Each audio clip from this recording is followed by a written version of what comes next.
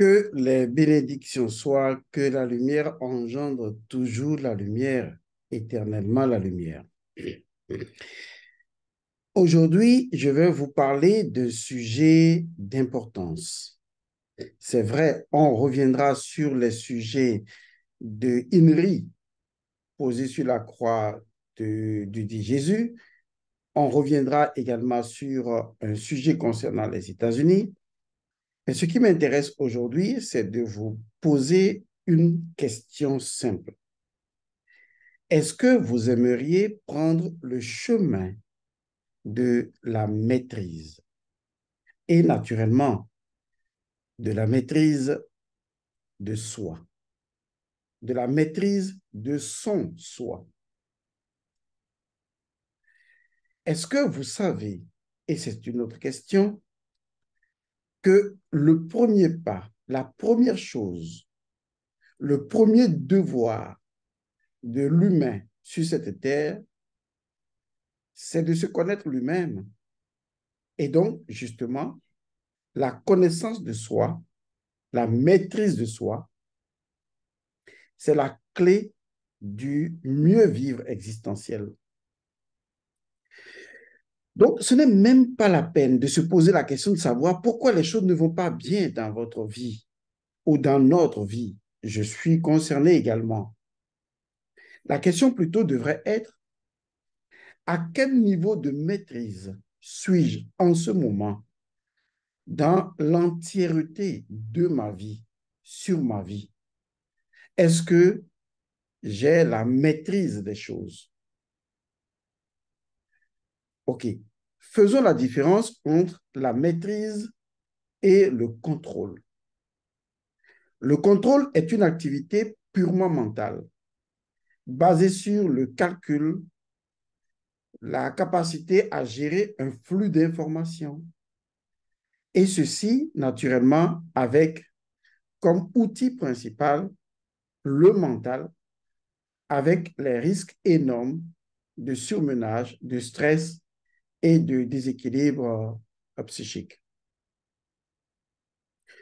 Beaucoup de gens cherchent à contrôler leur vie et également à contrôler les autres. Mais la différence avec la maîtrise, elle est très simple. C'est qu'avec le contrôle, c'est le mental qui est le maître des choses. Alors qu'avec la maîtrise, c'est l'esprit qui est le maître. Il y a une différence entre l'esprit et le mental. Le mental est l'outil d'exécution de l'esprit, entre autres. Et le mental, lui, il peut être limité, mais l'esprit est le tout. Il est donc important de comprendre que la connaissance et la maîtrise de soi sont dirigées directement vers la dimension de l'esprit. Mais Godson, comment puis-je atteindre cette dimension de je maîtrise mon esprit? Le chemin est plus facile que vous ne pouvez l'imaginer. Laissez les rêveurs potentiels penser qu'ils peuvent maîtriser leur esprit alors qu'ils sont incapables de maîtriser leurs pensées, alors qu'ils sont même incapables d'identifier l'esprit. Je vais vous donner un chemin très simple, très court et très pragmatique. Laissez tomber l'esprit et laissez tomber le sous-fifre du mental. Revenez à quelque chose qui est la cote de l'esprit, une partie de l'esprit, quelque chose que l'esprit lui-même a généré pour rentrer dans le mouvement et faire l'expérience durant les pérégrinations dans les mondes spirituels matériels. Il s'agit de cette entité, de ce quelque chose. Vous nommez cela le bas, c'est-à-dire l'âme humaine. Et donc, le chemin pour aller à la maîtrise de soi, c'est de passer forcément par son âme. Celui qui arrive à maîtriser les forces potentielles actives de son âme peut facilement atteindre la maîtrise de soi et naturellement la connaissance de soi. Mais Godson, c'est toujours un peu compliqué. Comment maîtriser mon âme? Et surtout, ne me dis pas seulement de maîtriser mes émotions, de maîtriser mes sentiments, de maîtriser mes désirs. Ce sont des choses que sur le plan yogique, j'ai déjà essayé et que je continue, je fais des efforts. Est-ce que tu as une bonne autre méthode qui pourrait m'aider? Bien sûr, j'ai une autre méthode. Autrement, cette capsule n'aurait absolument pas de sens d'existence. Alors, reposons de façon questionologique la demande. Si je veux maîtriser mon âme directement et indirectement, sur quel élément physique tangible dois-je agir pour que mon âme réponde à cette maîtrise et répercute cette maîtrise sur l'esprit? Parce que toutes les énergies se matérialisent. Donc, l'énergie de l'esprit, à travers l'âme, cherche à se maîtriser ou à se densifier dans le corps physique. Et il y a un élément qui est l'alter ego de l'âme et qui est touchable, palpable, et qui est sa dimension physique. Il s'agit naturellement du sang. Oui, bien sûr, le sang. Le seul véritable héritage que vous avez de vos ascendants, le sang, les liens du sang. Le sang contient des myriades d'entités, d'esprits, de phénomènes inimaginables. Une goutte de sang contient une quantité incommensurable d'entités spirituelles, à la fois bonnes et mauvaises. Une goutte de sang est le sang, comme une goutte de noun est le noun. Donc, le sang est très important parce que dans le jargon métaphysique, on l'appelle l'âme liquide. Et tous les mystères ont tourné autour du sang.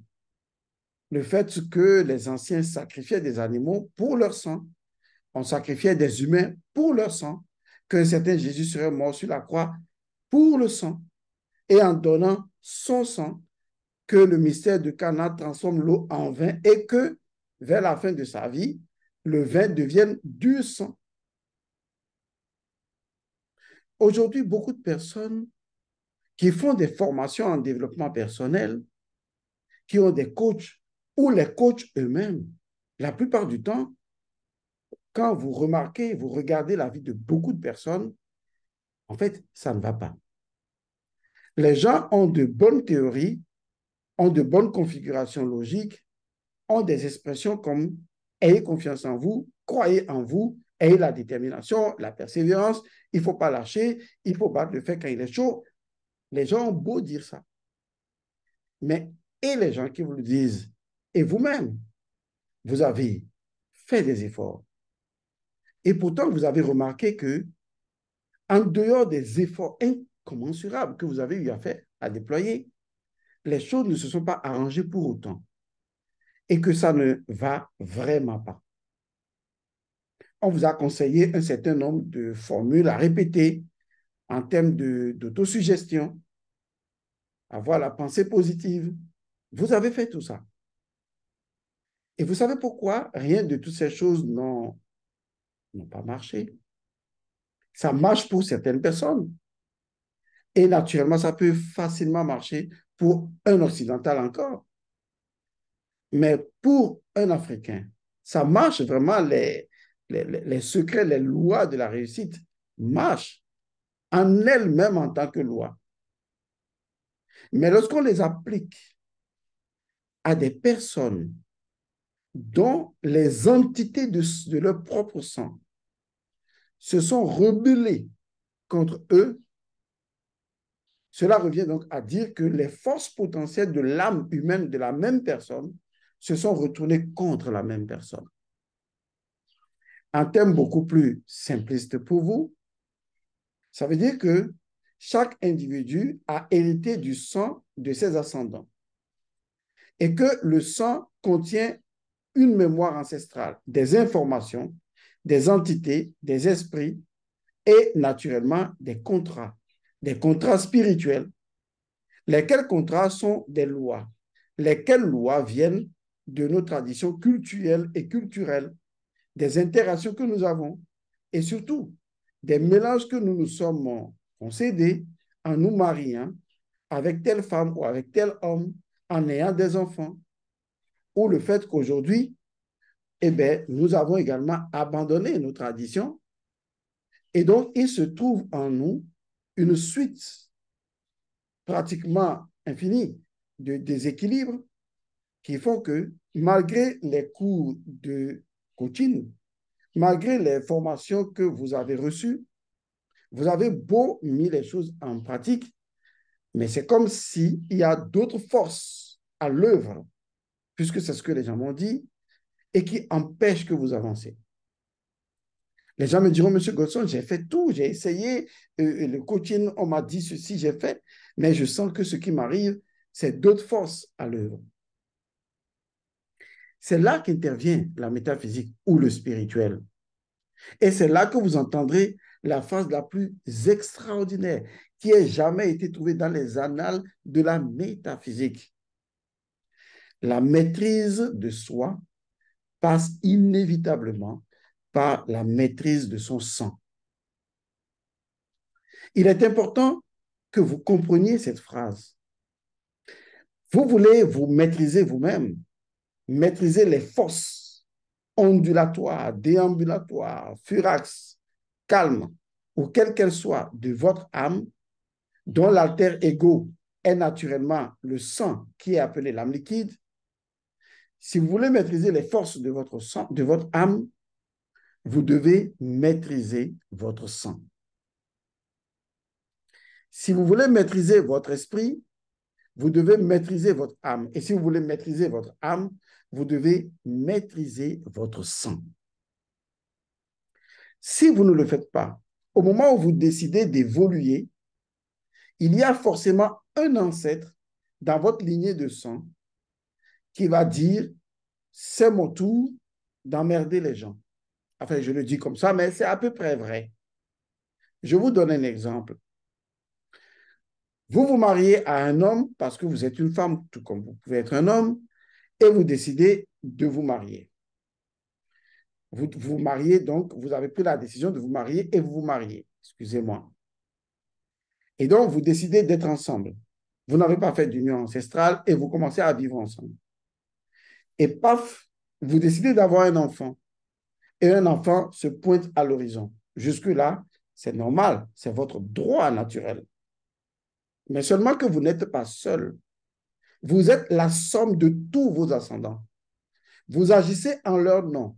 Vous agissez avec leur esprit et avec leur puissance. Vous agissez tous les jours avec eux. Il n'y a jamais un seul instant de votre vie où vous agissez sans vos ancêtres. Ce n'est pas possible parce qu'ils constituent les énergies qui codifient l'ensemble de votre sang. Consciemment ou inconsciemment, en utilisant le sang, qui est le vecteur par lequel tous les ancêtres se trouvent, de façon symbolique, bien sûr, vous agissez au nom des ancêtres, avec les ancêtres, pour les ancêtres. Seulement, imaginez la chose de la façon suivante. Voilà que vous décidez d'avoir un enfant avec votre mari et il y a une ancêtre dans le passé, de plusieurs générations, par exemple, qui n'avait pas eu du tout, pas du tout alors d'enfant. Pourquoi? Parce que justement, elle a fait des pratiques magiques où elle, dans sa position, les enfants, elle n'en veut pas, elle déteste. Seulement, dans cette incarnation, votre énergie actuelle est en totale sympathie avec l'énergie de cet ancêtre-là. Et donc, du coup, chaque fois que vous tombez enceinte, eh bien, vous avez des fausses couches. Et vous ne vous rendez pas compte qu'en fait, dans la mémoire ancestrale de votre sang, se trouve préfiguré un élément perturbateur, c'est-à-dire une ancêtre, avant sa mort, compte tenu de ce qu'elle a subi, a décidé peut-être de ne pas avoir d'enfant et d'emmerder tous ceux qui dans la famille devraient pouvoir avoir d'enfants. Et heureusement ou malheureusement, qui peut le dire, votre enfant qui veut venir au monde, son énergie coïncide avec l'énergie de cet ancêtre. Car chaque individu qui veut s'incarner a toujours une ou plusieurs énergies de lui qui sont en sympathie avec un ou certains ancêtres du passé. C'est ce qu'on appelle le phénomène du Giotto. Alors, à partir de ce moment, vous avez fait tous les tests, vous avez tout fait, mais ça ne donne pas. Parce que justement, une mémoire ancestrale, enregistrée comme telle dans votre sang, vous empêche de pouvoir avancer. Cet exemple que j'ai donné est un parmi beaucoup d'exemples, comme par exemple le blocage professionnel, qui peut être dû à une mémoire ancestrale et pas forcément à une forme d'incompétence venant de votre part. Et à partir de ce moment, vous allez faire quoi? Vous avez oublié juste un détail. Vous allez acheter un appareil, vous ne demandez pas la notice, vous ne cherchez pas à maîtriser les configurations de l'appareil et vous décidez de l'utiliser et vous remarquez que, bien sûr, l'appareil vous crée des dommages. La faute est à qui? Sans vous incriminer, je retourne la question autrement. Le sang, c'est un héritage obligé. Vous l'avez point barre, vous ne pouvez pas le nier. Voilà que ce sang, vous n'avez pas cherché à le connaître et surtout à le maîtriser, à avoir une formule incantatoire dans laquelle, par laquelle, avec laquelle vous ordonnez les forces obscures et lumières de votre sang à s'ajuster dans le jet. Alors, si vous ne faites pas ça, comment est-ce que vous pouvez, au niveau de la routine sacrée, qu'on appelle un rituel, comment pourriez-vous justement, de conscience, ordonner à ces entités de votre sang de vous obéir? Ah oui, je vois, vous allez leur dire juste de vous obéir. D'accord, je comprends. Pour ceux qui ont fait la vérité du sang, c'est un très grand pas. Mais je vous propose également quelque chose en plus. Étant donné que l'esprit ne peut agir sur la matière qu'à travers des éléments symboliques, et si en fait il existait un symbole gravé dans votre sang, que vous pouvez regraver dans des symboles spécifiques, et sur lesquels vous faites une incantation, de telle sorte que ces symboles deviennent des éléments puissants, une fois que vous pouvez les invoquer, ces symboles peuvent vous amener à maîtriser les forces lumière et obscures de votre sang. Vous trouvez la chose peut-être un peu trop belle pour y croire. OK. C'est ce que je me propose de vous faire dans la prochaine formation intitulée Les mannes ancestrales. Dans cette formation, pour ne pas dire l'une des premières étapes de cette formation, il s'agira bien sûr de vous amener à la maîtrise des forces obscures et lumières de votre sang. Il est très important. Vous aurez besoin d'une chose si vous avez envie de suivre cette formation. Vous aurez besoin, bien sûr, de cette croix, de la croix Ankh. Parce que, à travers cette croix, avec cette croix, eh bien, je vous montrerai comment, avec votre propre sang, vous pouvez commander les forces obscures et lumière. Parce que c'est à travers les symboles et leurs principes premiers ou principes actifs et leur ordonnance que vous arriverez donc à ordonnancer ou à commander aux forces. Et donc, si vous arrivez déjà au niveau symbolique à ordonner à votre sang, puisque le sang n'obéit qu'aux éléments symboliques. Et si au niveau de votre âme, vous prenez conscience de vos désirs, de vos émotions et de vos sentiments, ce qui est absolument nécessaire, alors vous verrez que au-delà du contrôle de soi, vous allez facilement atteindre la maîtrise de soi. Parce que vous aurez maîtrisé dans le champ physique d'existence quelque chose qui est en mesure de répercuter son énergie par écho sur le monde supérieur. Et c'est là que vous direz, ce qui est lié dans le ciel est lié sur la terre, et ce qui est délié sur la terre est délié dans le ciel. Vous comprendrez qu'il est possible d'agir sur les forces célestes à partir d'en bas, tout comme on peut agir sur les forces terrestres à partir d'en haut. Car les forces obéissent aux symboles qui constituent leur nature fondamentale. Et à travers les symboles, vous pouvez faire agir les forces. Je vous montrerai cela dans la formation prochaine intitulée Les mannes ancestrales. Pour l'heure, laissez-moi vous donner une information importante en ce qui concerne la croix de vie. L'information, c'est que nous avons créé plusieurs groupes WhatsApp ou Telegram, ça dépend. Dans ces groupes-là, si je prends ce que j'ai en face de moi, permettez que je puisse regarder, nous avons déjà créé les groupes des États-Unis, on a créé le groupe Sénégal, Côte d'Ivoire, on a créé le groupe Burkina, le groupe France et le groupe Paris. Et ensuite, il y a le groupe Haïti qui est créé et la Guadeloupe qui est également créée. Pourquoi je vous donne ces détails? Parce que lorsque vous allez m'écrire pour demander à acheter la croix, je vais vous demander dans quel pays vous êtes ou bien vous me le donnez. Ensuite, eh bien, je vous donne le lien du groupe dans lequel vous pourriez vous retrouver. Si c'est le groupe de Paris, vous allez rejoindre ce groupe, de telle sorte que il y a déjà une personne dans le groupe de Paris qui va recevoir les croix. Et c'est sur cette personne que vous allez vous en procurer. Même chose pour les États-Unis. Il y a déjà une personne aux États-Unis. Les colis sont déjà partis. J'attends qu'on me dise que les colis sont réceptionnés. Et à partir de ce moment, j'interviens dans ce groupe et je dis, voilà la personne que vous devez contacter, pardon, et la personne pourra absolument vous satisfaire. Il en est de même des autres groupes. Alors, ceux qui sont au Bénin, au Togo, achètent au Togo comme au Bénin. Mais les autres, vous pouvez acheter directement, disons, à travers ces groupes dédiés, selon le pays dans lequel vous êtes. Donc, ne vous inquiétez pas pour la quantité, vous allez en trouver si vous réagissez rapidement. Je crois que le colis de la Côte d'Ivoire est déjà parti.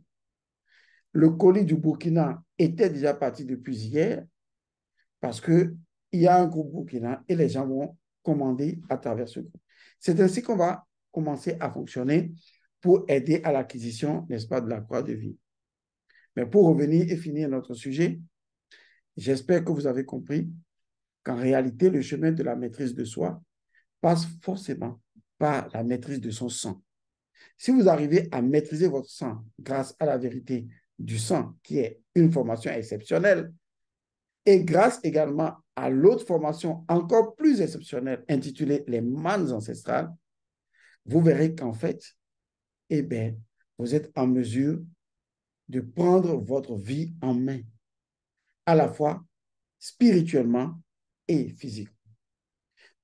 Lorsque vous sentez que ce sont des forces qui vous bloquent à votre avancement, vous aurez simplement à invoquer le symbole, à invoquer ou évoquer les incantations afférentes et les choses rentrent automatiquement dans l'ordre en ce qui concerne votre état d'être intérieur. Et si votre état d'être intérieur est en parfait équilibre, vous verrez que le reste vient spontanément. Je vous remercie d'avoir suivi cette capsule. Je vous retrouve dans une autre capsule. Certainement, je pense et je l'espère, que ce sera la capsule sur Inri, qui est le nom gravé sur la croix de Jésus ou le crucifix durant son crucifixion. Mais une chose est sûre, vous serez abasourdi par l'extraordinaire révélation de ce nom Inri. Vous verrez qu'en réalité, tout a été dit. Je vous remercie et je vous retrouve dans une autre capsule. Merci.